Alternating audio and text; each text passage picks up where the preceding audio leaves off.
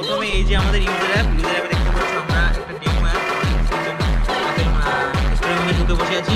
এবার সে আমাদের বাকিটা পার্টনার অ্যাপের নতুন ডিজাইন দেখতে পাচ্ছ, এটা প্লে স্টোরে এখন আপডেট করিনি আমরা। আর দেখি রাইডার অ্যাপের নতুন ভার্সন, ঠিক আছে? তো জাস্ট হ্যাঁ একসঙ্গে অর্ডার হবে।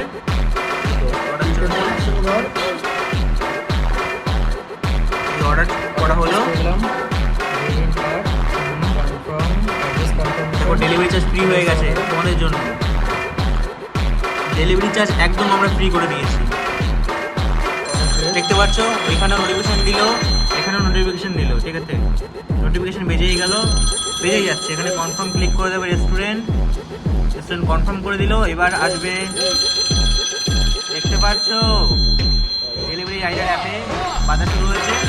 ওদিকে আমাদের ওখানেও আমাদের অ্যাপে নতুন আপডেট, যারা ফ্র্যাঞ্চাইজি নেবে তাদের জন্য নতুন আপডেট বুঝতেও পারছি।